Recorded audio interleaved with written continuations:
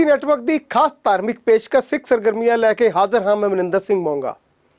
ਇਸ ਵਿਸ਼ੇਸ਼ ਪ੍ਰੋਗਰਾਮ ਵਿੱਚ ਸ਼੍ਰੋਮਣੀ ਗੁਰਦੁਆਰਾ ਪ੍ਰਬੰਧਕ ਕਮੇਟੀ ਵੱਲੋਂ ਸਿੱਖ ਪੰਥ ਦੀ ਚੜ੍ਹਦੀ ਕਲਾ, ਗੁਰਦੁਆਰਾ ਸਾਹਿਬਾਨ ਦੀ ਸਾਂਭ ਸੰਭਾਲ ਅਤੇ ਪੰਥਕ ਪ੍ਰਚਾਰ ਪ੍ਰਸਾਰ ਹਿਤ ਕੀਤੇ ਜਾ ਰਹੇ ਸਮਾਜਿਕ ਅਤੇ ਧਾਰਮਿਕ ਕਾਰਜਾਂ ਨੂੰ ਸੰਗਤ ਤੱਕ ਪਹੁੰਚਾਉਣ ਦਾ ਉਪਰਾਲਾ ਕੀਤਾ ਜਾਂਦਾ ਹੈ ਅਤੇ ਇਸ ਦੇ ਨਾਲ ਹੀ ਪਾਵਨ ਪਿੱਤਰ ਦਿਹਾੜਿਆਂ ਦੀ ਇਤਿਹਾਸਿਕ ਮਹੱਤਤਾ ਆਪ ਜੀ ਨਾਲ ਸਾਂਝੀ ਕੀਤੀ ਜਾਂਦੀ ਹੈ।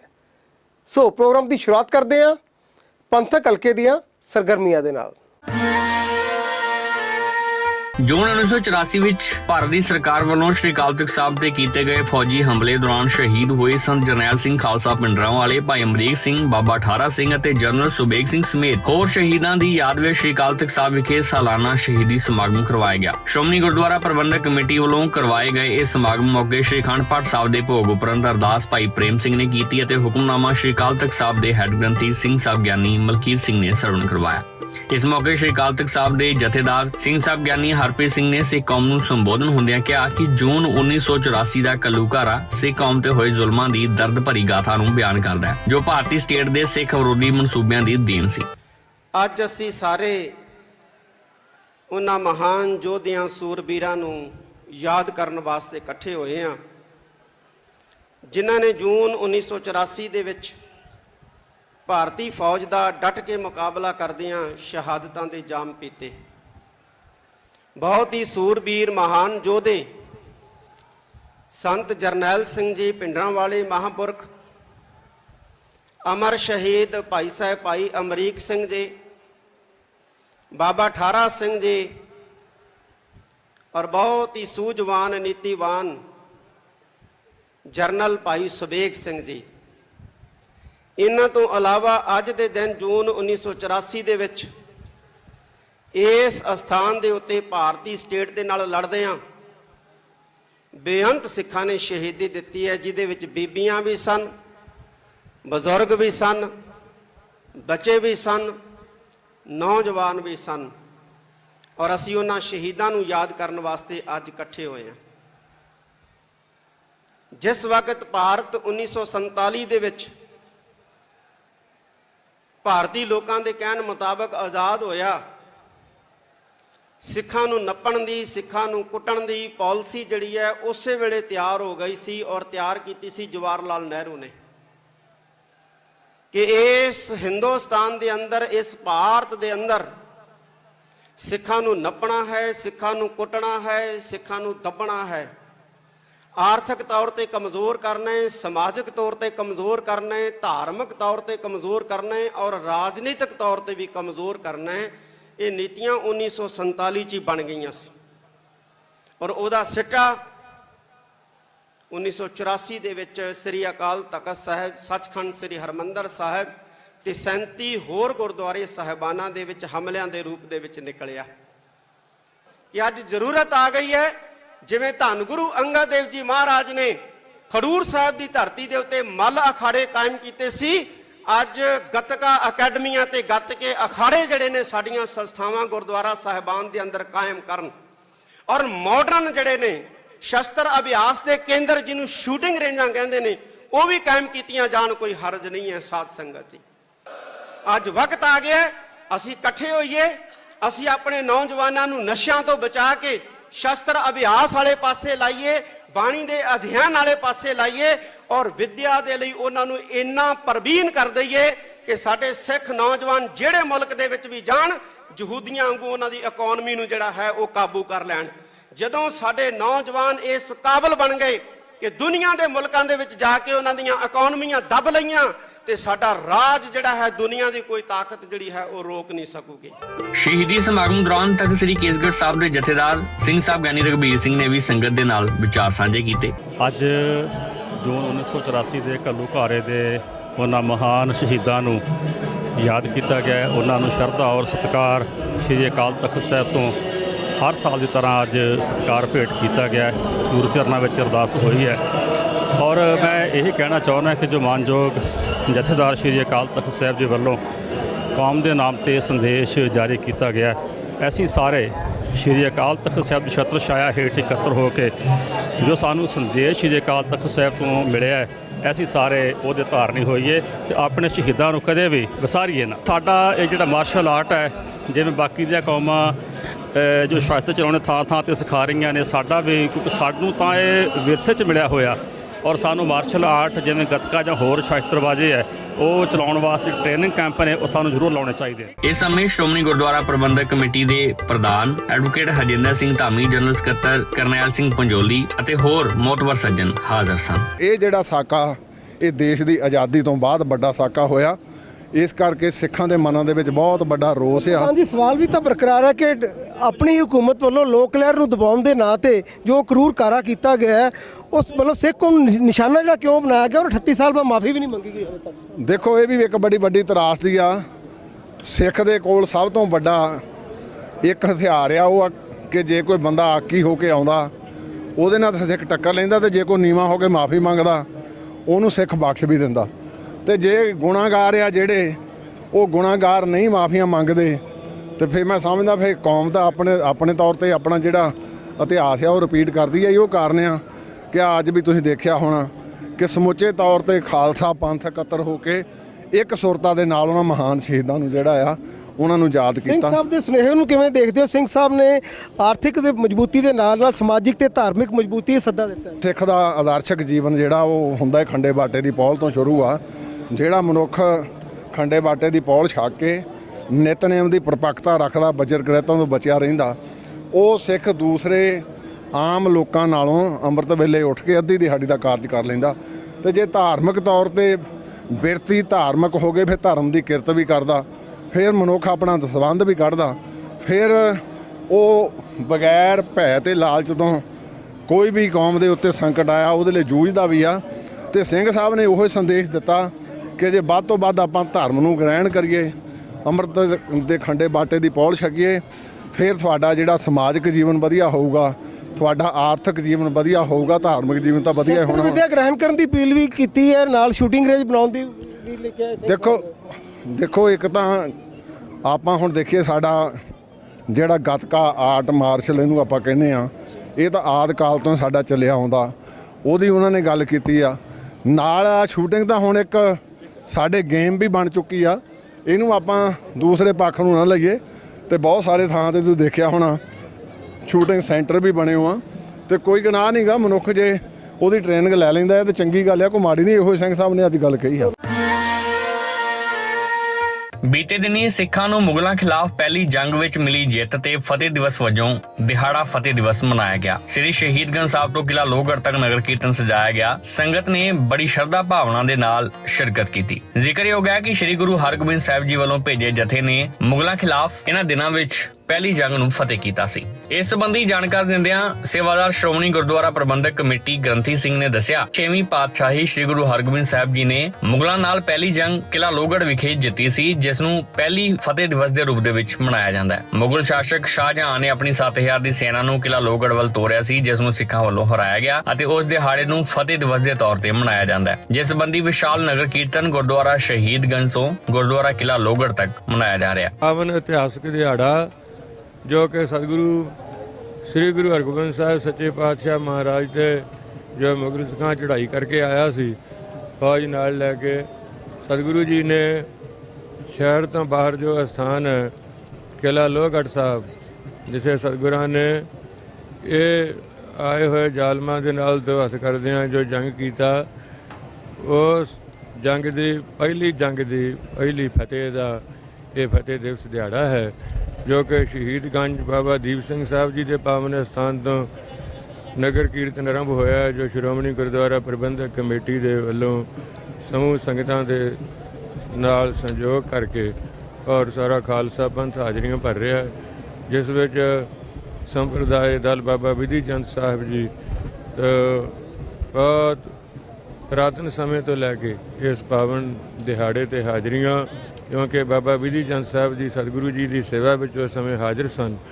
ਸੋ ਸਤਿਗੁਰੂ ਜੀ ਦੇ ਉਸ ਪਾਵਨ ਦਿਹਾੜੇ ਦੀ ਹਾਜ਼ਰੀ ਨਗਰ ਕੀਰਤਨ ਵਿੱਚ ਅੱਜ ਸਾਰਾ ਦਲ ਪੰਥ ਵੀ ਹਾਜ਼ਰ ਹੋ ਕੇ ਸਾਹਿਬ ਜੀ ਦੇ ਦਰ ਦੀਆਂ ਹਾਜ਼ਰੀਆਂ ਗੁਰੂ ਦੀਆਂ ਖੁਸ਼ੀਆਂ ਪ੍ਰਾਪਤ ਕਰਨ ਵਾਸਤੇ ਔਰ ਗੁਰੂ ਕਾ ਖਾਲਸਾ ਪੰਥ ਨੂੰ ਬੇਅੰਤ ਵਧਾਈਆਂ ਹੋਣ ਪਹਿਲੇ ਜੰਗ ਦੇ ਪਹਿਲੇ ਫਤਿਹ ਦਿਵਸ ਦੀਆਂ, ਔਰ ਸਤਿਗੁਰੂ ਜੀ ਕਿਰਪਾ ਕਰਨ ਆਪਦੇ ਖਾਲਸੇ ਪੰਥ ਨੂੰ ਸਦਾ ਹੀ ਸਤਿਗੁਰੂ ਚੜ੍ਹਦੀਆਂ ਕਲਾ ਤੇ ਸਦਾ ਹੀ ਹਰ ਮੈਦਾਨ ਦੀਵਾਨ ਫਤਿਹ ਬਖਸ਼ਣ ਸੱਚੇ ਪਾਤਸ਼ਾਹ। ਤੇ ਹੁਣ ਵੇਲੇ ਇੱਕ ਛੋਟੇ ਜਿਹੇ ਬ੍ਰੇਕ ਦਾ। ਬ੍ਰੇਕ ਤੋਂ ਬਾਅਦ ਜਾਰੀ ਰਹੇਗੀ ਸਾਡੀ ਇੱਕ ਖਾਸ ਧਾਰਮਿਕ ਪੇਸ਼ਕਸ਼।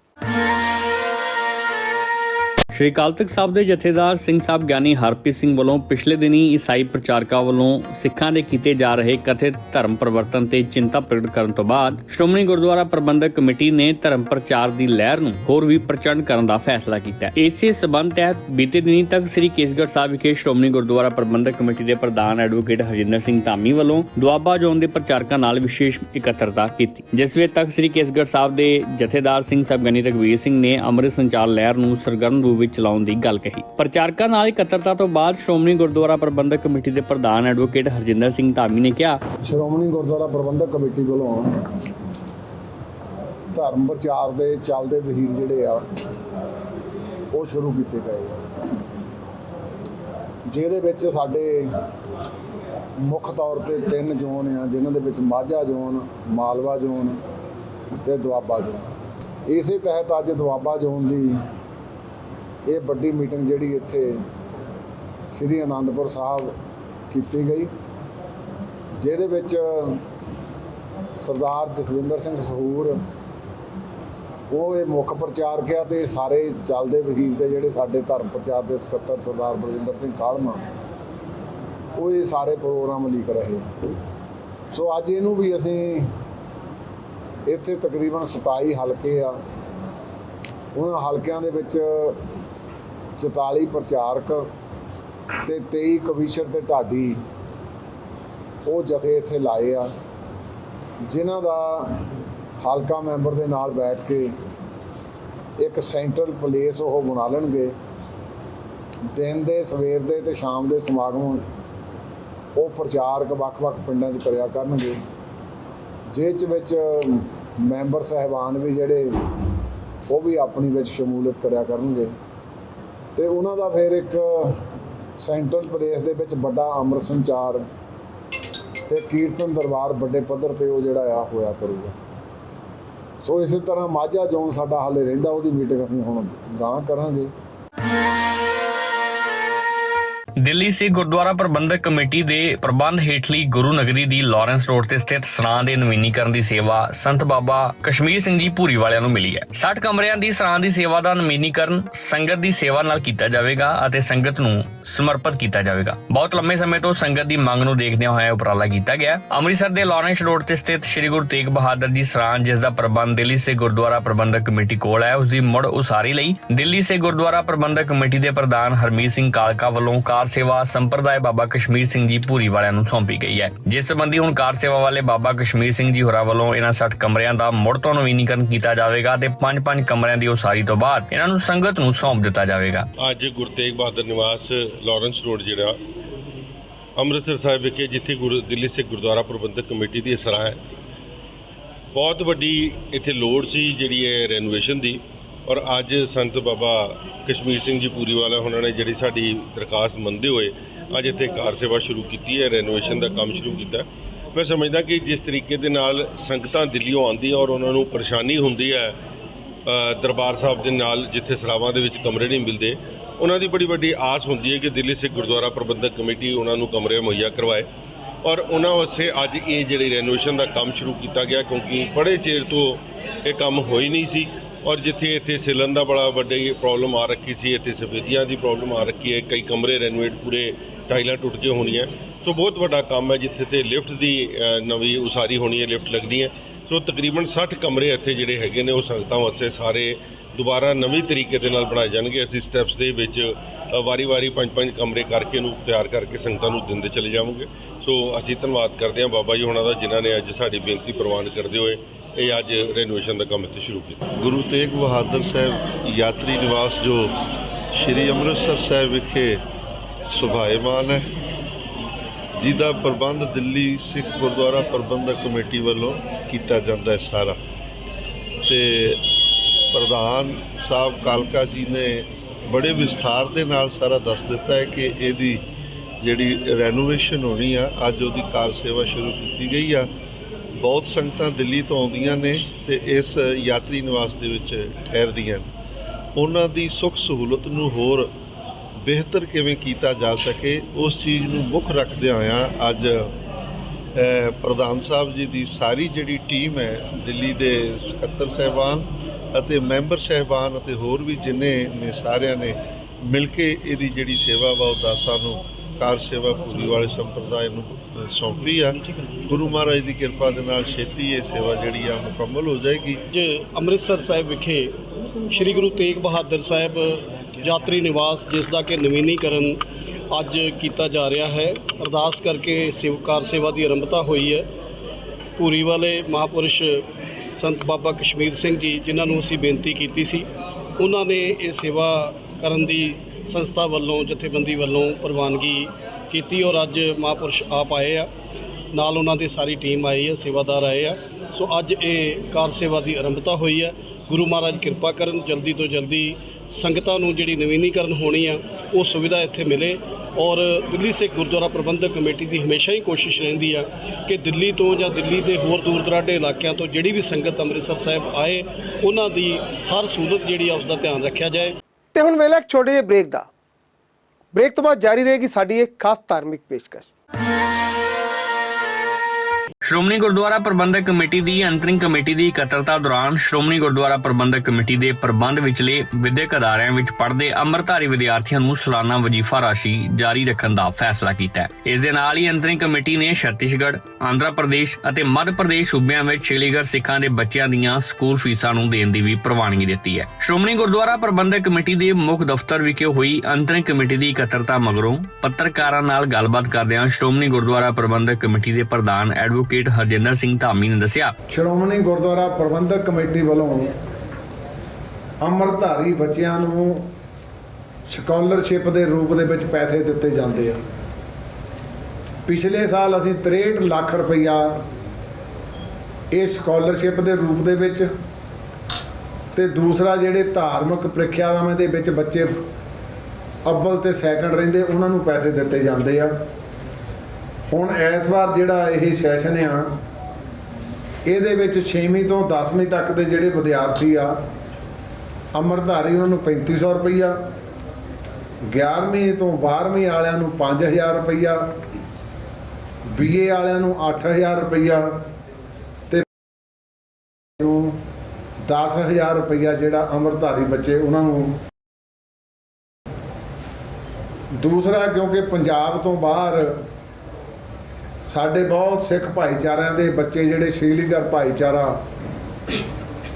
ਉਹ ਪੜ੍ਹਦੇ ਆ, ਤੇ ਉਹਨਾਂ ਦੀਆਂ ਫੀਸਾਂ ਸ਼੍ਰੋਮਣੀ ਗੁਰਦੁਆਰਾ ਪ੍ਰਬੰਧਕ ਕਮੇਟੀ ਪੂਰੀਆਂ ਦੀਆਂ ਪੂਰੀਆਂ ਦਿੰਦੀ ਆ।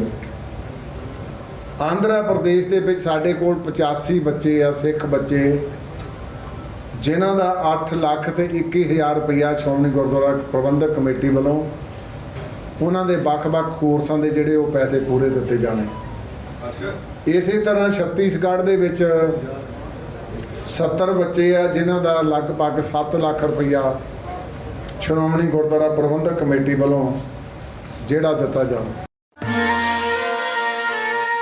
ਸੱਚਖੰਡ ਸ੍ਰੀ ਹਰਿਮੰਦਰ ਸਾਹਿਬ ਦੇ ਸਿੰਘ ਸਾਹਿਬ ਗਿਆਨੀ ਰਾਜਦੀਪ ਸਿੰਘ ਵੱਲੋਂ ਬੀਤੇ ਦਿਨੀ ਮਾਤਾ ਖੀਵੀ ਜੀ ਫਾਰਮੇਸੀ ਦਾ ਦੌਰਾ ਕੀਤਾ ਗਿਆ ਤੇ ਉਹਨਾਂ ਵੱਲੋਂ ਕੀਤੇ ਜਾ ਰਹੇ ਉਪਰਾਲਿਆਂ ਦੀ ਸ਼ਲਾਘਾ ਕਰਦੇ ਹੋਏ ਉਹਨਾਂ ਕਿਹਾ ਕਿ ਮਾਤਾ ਖੀਵੀ ਜੀ ਟਰਸਟ ਵੱਲੋਂ ਪਹਿਲਾਂ ਮੈਡੀਕਲ ਸਟੋਰ ਰਾਹੀਂ ਅਤੇ ਫਿਰ ਲੈਬੋਰੇਟਰੀ ਰਾਹੀਂ ਘੱਟ ਰੇਟਾਂ ਤੇ ਦਵਾਈਆਂ ਅਤੇ ਟੈਸਟ ਦੇ ਕੇ ਲੋਕਾਂ ਦਾ ਭਲਾ ਕੀਤਾ ਹੈ। ਉਹਨਾਂ ਕਿਹਾ ਕਿ ਮਾਤਾ ਖੀਵੀ ਜੀ ਫਾਰਮੇਸੀ ਵੱਲੋਂ ਜੋ ਐਥੀਕਲ ਦਵਾਈਆਂ ਤੇ 20% ਅਤੇ ਜੈਨਰਿਕ ਦਵਾਈਆਂ ਤੇ 80% ਤੱਕ ਦੀ ਰਿਆਇਤ ਦੇਣ ਦਾ ਐਲਾਨ ਕੀਤਾ, ਉਹ ਵੀ ਸ਼ਲਾਘਾਯੋਗ ਹੈ। ਜ਼ਿਕਰਯੋਗ ਹੈ ਕਿ ਮਾਤਾ ਖੀਵੀ ਜੀ ਟਰਸਟ ਵੱਲੋਂ ਕਰੋਨਾ ਕਾਲ ਦੌਰਾਨ ਵੀ ਵੱਖ-ਵੱਖ ਥਾਵਾਂ ਤੇ ਮੈਡੀਕਲ ਕੈਂਪ ਅਤੇ ਵੈਕਸੀਨੇਸ਼ਨ ਕੈਂਪ ਲਗਾਏ ਗਏ ਸਨ। ਇਸ ਮੌਕੇ ਮਾਤਾ ਖੀਵੀ ਜੀ ਸੇਵਾ ਟਰਸਟ ਦੇ ਪ੍ਰਧਾਨ ਬੀਬੀ ਪਰਮਜੀਤ ਕੌਰ ਪਿੰਕੀ ਨੇ ਪੱਤਰਕਾਰਾਂ ਨਾਲ ਗੱਲਬਾਤ ਕਰਦਿਆਂ ਕਿਹਾ ਕਿ ਟਰਸਟ ਵੱਲੋਂ ਇੱਕ ਉਪਰਾਲਾ ਸ਼ੁਰੂ ਕੀਤਾ ਗਿਆ ਹੈ, ਜਿਸ ਦੇ ਤਹਿਤ ਅਸੀਂ ਹਰ ਪ੍ਰਕਾਰ ਦੀਆਂ ਦਵਾਈਆਂ ਅਤੇ ਮਰੀਜ਼ਾਂ ਨੂੰ ਆਪਣੇ ਵੱਲੋਂ ਵੱਧ ਤੋਂ ਵੱਧ ਸੰਭਵ ਰਿਆਇਤ ਦੇਣ ਦੀ ਕੋਸ਼ਿਸ਼ ਕਰਾਂਗੇ। ਉਹਨਾਂ ਦੱਸਿਆ ਕਿ ਅਸੀਂ ਹਰ ਪ੍ਰਕਾਰ ਦੀ ਐਥੀਕਲ ਦਵਾਈ ਤੇ 20% ਰਿਆਇਤ ਦੇਵਾਂਗੇ ਅਤੇ ਹਰ ਪ੍ਰਕਾਰ ਦੀ ਜੈਨਰਿਕ ਦਵਾਈ ਤੇ 80% ਤੱਕ ਰਿਆਇਤ ਦੇਵਾਂਗੇ। ਮਾਤਾ ਖੀਵੀ ਜੀ ਫਾਰਮੇਸੀ, ਮਾਤਾ ਖੀਵੀ ਜੀ ਸੇਵਾ ਟਰਸਟ ਵੱਲੋਂ, ਜੋ ਕਿ ਵੱਖ-ਵੱਖ ਸ਼ਹਿਰਾਂ ਵਿੱਚ ਇਹਨਾਂ ਦੀਆਂ ਬ੍ਰਾਂਚਾਂ ਹਨ, ਜੋ ਧੰਨ ਗੁਰੂ ਰਾਮਦਾਸ ਸੱਚੇ ਪਾਤਸ਼ਾਹ ਜੀ ਦੇ ਦਰੋਂ ਕਰੋਂ ਵਰਸਾਈ ਹੋਈ ਨਗਰੀ ਸ਼੍ਰੀ ਅੰਮ੍ਰਿਤਸਰ ਸਾਹਿਬ ਜੀ ਵਿਖੇ ਇਸ ਟਰਸਟ ਦੀ ਬ੍ਰਾਂਚ ਹੈ, ਜਿਸ ਦੇ ਪ੍ਰਮੁੱਖ ਸੇਵਾਦਾਰ ਸਰਦਾਰ ਸਤਨਾਮ ਸਿੰਘ ਜੀ ਅਤੇ ਬੀਬੀ ਪਰਮਜੀਤ ਕੌਰ ਜੀ ਪਿੰਕੀ, ਉਹਨਾਂ ਦਾ ਸਮੁੱਚਾ ਪਰਿਵਾਰ ਚਲਾ ਰਿਹਾ। ਉਹਨਾਂ ਵੱਲੋਂ ਅੱਜ ਮਨੁੱਖਤਾ ਦੇ ਭਲੇ ਹਿੱਤ ਪਰਉਪਕਾਰ ਦੀ ਭਾਵਨਾ ਰੱਖਦਿਆਂ ਹੋਇਆਂ ਇੱਕ ਬਹੁਤ ਵੱਡਾ ਐਲਾਨ ਕੀਤਾ ਜਾ ਰਿਹਾ, ਜੋ ਕਿ ਐਥੀਕਲ ਦਵਾਈਆਂ ਪ੍ਰਿੰਟ ਰੇਟ ਜੋ ਵੀ ਹੋਵੇਗਾ ਉਸ 'ਤੇ 20% ਲੈਸ ਕੀਤਾ ਜਾਵੇਗਾ ਅਤੇ ਜੋ ਜਰਨਿਕ ਦਵਾਈਆਂ ਦਾ ਪ੍ਰਿੰਟ ਰੇਟ ਜੋ ਵੀ ਹੋਵੇਗਾ ਉਸ 'ਤੇ 80% ਲੈਸ ਕਰਕੇ ਜੋ ਵੀ ਦੁਖੀਆ ਦਰਦਮੰਦ ਮਰੀਜ਼ ਇੱਥੇ ਚੱਲ ਕੇ ਆਵੇਗਾ ਉਹਨਾਂ ਨੂੰ ਇਸ ਰਿਆਇਤ 'ਤੇ ਦਵਾਈਆਂ ਦਿੱਤੀਆਂ ਜਾਣਗੀਆਂ। ਮੈਂ ਸਮਝਦਾ ਇਹ ਬਹੁਤ ਵੱਡਾ ਸ਼ਲਾਘਾਯੋਗ ਕਦਮ ਹੈ, ਜੋ ਕਿ ਵੇਖੋ ਜੋ ਵੀ ਦੁਖੀ ਆਉਂਦਾ ਮਰੀਜ਼ ਆਉਂਦਾ ਉਹ ਲੋੜਵੰਦ ਆਉਂਦਾ, ਇਸ ਕਰਕੇ ਉਸ ਨੂੰ ਜਦੋਂ ਲੈਸ ਰੇਟ 'ਤੇ ਦਵਾਈ ਮਿਲੇਗੀ ਤੇ ਉਹ ਇਹਨਾਂ ਨੂੰ ਜਿੱਥੇ ਦਵਾਈ ਖੜੇਗਾ ਉੱਥੇ ਅਸੀਸਾਂ ਵੀ ਦੇਵੇਗਾ। ਨਾਲ ਦੀ ਨਾਲ ਗੁਰੂ ਰਾਮਦਾਸ ਸੱਚੇ ਪਾਤਸ਼ਾਹ ਮਿਹਰ ਕਰਨ ਇਸ ਪਰਿਵਾਰ ਨੂੰ ਆਪਣੇ ਦਰੋਂ ਘਰੋਂ ਚੜ੍ਹਦੀ ਕਲਾ ਬਖਸ਼ਣ। ਇਸ ਵਿਸ਼ੇਸ਼ ਪ੍ਰੋਗਰਾਮ ਵਿੱਚ ਸਾਡੀ ਇਹ ਭਰਪੂਰ ਕੋਸ਼ਿਸ਼ ਰਹਿੰਦੀ ਹੈ ਕਿ ਸਾਰੇ ਹਫਤੇ ਦੀਆਂ ਪੰਥਕ ਸਰਗਰਮੀਆਂ ਦੇ ਨਾਲ ਤੁਹਾਨੂੰ ਰੂਬਰੂ ਕਰਵਾਈਏ। ਸਾਡੇ ਇਸ ਪ੍ਰੋਗਰਾਮ ਸੰਬੰਧੀ ਜਾਂ ਸ਼੍ਰੋਮਣੀ ਗੁਰਦੁਆਰਾ ਪ੍ਰਬੰਧਕ ਕਮੇਟੀ ਸੰਬੰਧੀ ਤੁਸੀਂ ਕੋਈ ਰਾਏ ਕੋਈ ਸੁਝਾਅ ਦੇਣਾ ਚਾਹੁੰਦੇ ਹੋ ਤਾਂ ਮੇਲ ਕਰੋ feedback@ptcnetwork.com ਤੇ। ਅਗਲੇ ਹਫਤੇ ਫਿਰ ਹਾਜ਼ਰ ਹੋਵਾਂਗੇ ਸਿੱਖ ਸਰਗਰਮੀਆਂ ਲੈ ਕੇ। ਤਦ ਤੱਕ ਲਈ ਦਿਓ ਇਜਾਜ਼ਤ। ਵਾਹਿਗੁਰੂ ਜੀ ਕਾ ਖਾਲਸਾ, ਵਾਹਿਗੁਰੂ ਜੀ ਕੀ ਫਤਿਹ।